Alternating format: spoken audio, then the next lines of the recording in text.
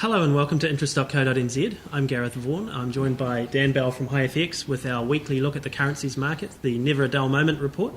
And Dan, Greece back in the news this week. Obviously, Thanksgiving holiday in the US, so things are a bit quiet there while they enjoy their turkey. But Greece has a deadline again. Yeah, so Greece is looking again for an approval on their next tranche of bailout funds, and that's been a discussion point at the Eurogroup finance ministers meeting this week.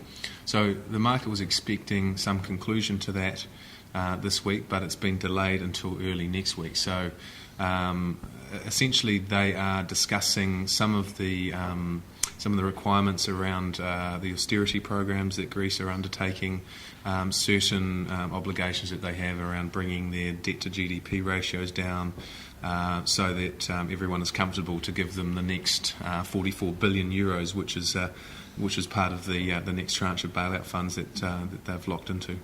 And so when are we likely to hear some further news on this? Yeah, probably Tuesday, New Zealand time, I would say. And it's been a relatively quiet week. That announcement has been focused on because there hasn't been much else happening, to be fair. The euro's been quite resilient in response to that, so I think investors have been sort of getting ahead of the curve, and the euro has pushed up to about a 3-week high against the US dollar. It's sitting at about 63 against the New Zealand dollar. So the New Zealand dollar's been a bit weaker against the euro. And apart from that, the fiscal cliff obviously continues to be in the back of everyone's minds. Yeah, no, on the fiscal cliff, there seemed to be a bit of optimism around earlier in the week that maybe the Democrats and the Republicans would get together and sort out this situation, which is obviously a whole bunch of tax increases and spending cuts that are all scheduled to excuse me to come in from the beginning of next year. But Ben Bernanke came out and said, look, I can't solve this problem. Obviously, he's the chairman of the Federal Reserve. He's been printing money madly for the last few years. It's up to the politicians. Why are people relaxed about it, and should they be? Yeah, I don't know why people are so relaxed about it, to be honest, because there hasn't really been any material developments to suggest that they are going to get a compromise. And as you point out, there's about 600 billion US dollars in tax cuts and government spending, which will be taken out of the economy. So it's a pretty significant development for the US economy. I think perhaps people are thinking it would be crazy for them not to sort it out. Because we've seen that the US Congressional Office, the equivalent of our sort of Treasury, have suggested that it would throw the US economy back into a major recession in the first half of next year. So why would you do that? But at the end of the day, we know that the US economy is extremely divided between the Republicans and the Democrats. And whilst Obama obviously got re-elected, we know that there's still a lot of division amongst the Congress and the House of Representatives. So it continues to be an issue, and investors, I think, are still a little bit cautious until we get a resolution on that. I think you will see the markets trade with a little bit more caution over the next few weeks. And if the worst were to happen and they weren't to resolve this situation, what do you think might happen? Especially for the New Zealand dollar.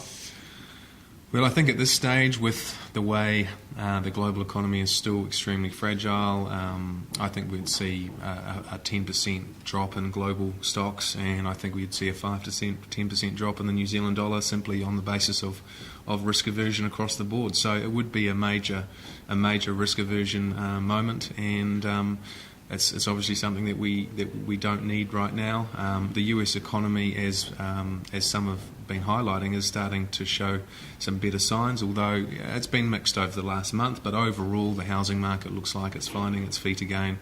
Bernanke actually, in a speech this week, mentioned that 2013 could be quite a good year for the US economy if they get the fiscal cliff sorted. So there's a few things in place that are looking more positive for 2013. But we do have this fiscal cliff in the short term that we need to get through.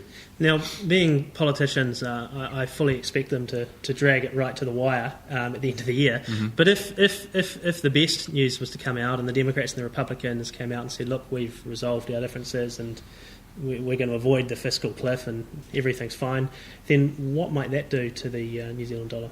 I think it would be net positive for the New Zealand dollar, simply because it would be positive for risk sentiment, and the Kiwi continues to trade with a positive correlation to that, although not quite as tightly as it once did. I think it would be positive for global growth expectations, risk sentiment, and on that basis the New Zealand dollar would find some more upside momentum, I believe, against the US dollar, the Japanese yen, and probably most of the other European currencies for that matter. And then maybe next year, as you suggested recently, could threaten that 88 US cent post-float high. I'm not putting 88 cents out there, but some have called the Kiwi US up to 88 cents. I think realistically, if we do get through the fiscal cliff, if the first half of next year is a bit more positive, then the New Zealand dollar could easily maintain an uptrend back up towards 84, 85 cents. Bear in mind that I think if the US economy does continue to perform better, then the market will start to price in some higher yields in the US, which will be positive for the US dollar. So it's not necessarily all going to be positive for the Kiwi or the so-called risk trade.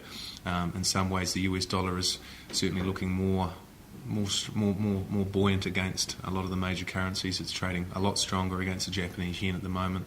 The euro has been more resilient this week because investors are pricing in a positive outcome on the Greek deal. But I wouldn't count the US dollar out just yet.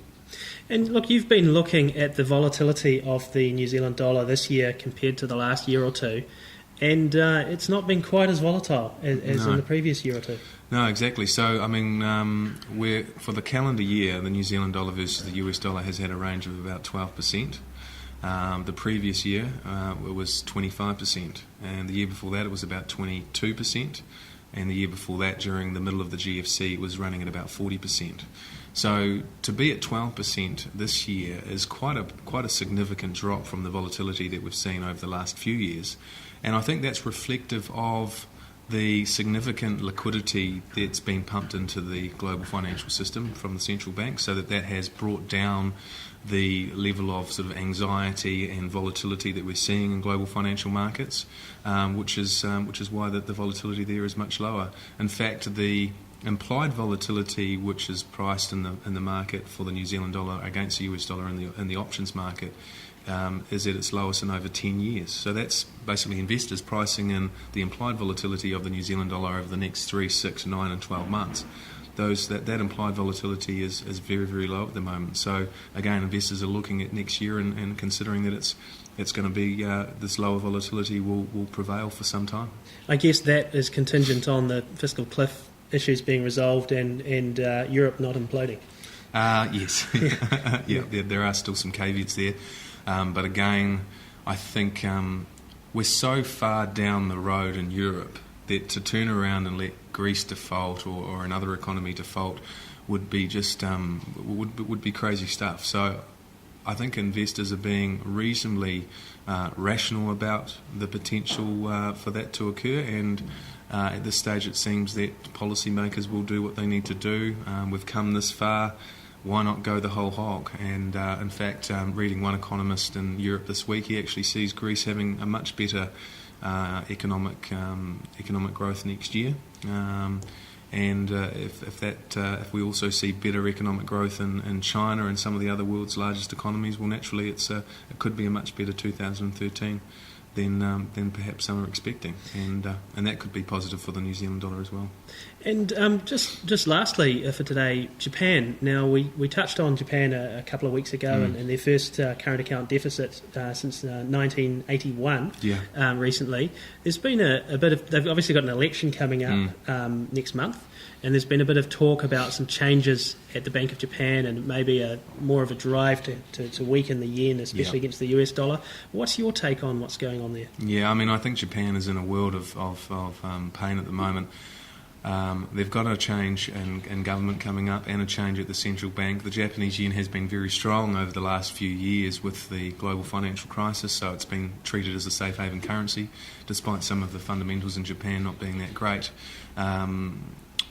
The Kiwi dollar versus the Japanese yen, for example, is trading at over a 6-month high at the moment.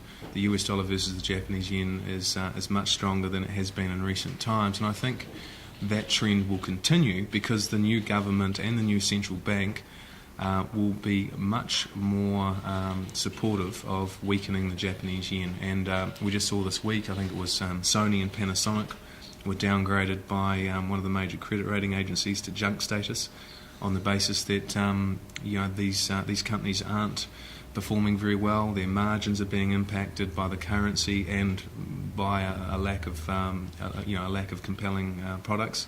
But the Japanese yen will be a big issue, I think, for the new government and the central bank going forward, and it's a big political issue for them. So a weaker yen for 2013 is probably going to be a theme as well. Well, thanks for that, Dan. That's Dan Bell from HiFX, and I'm Gareth Vaughan at interest.co.nz with another edition of our Never a Dull Moment Currencies Report.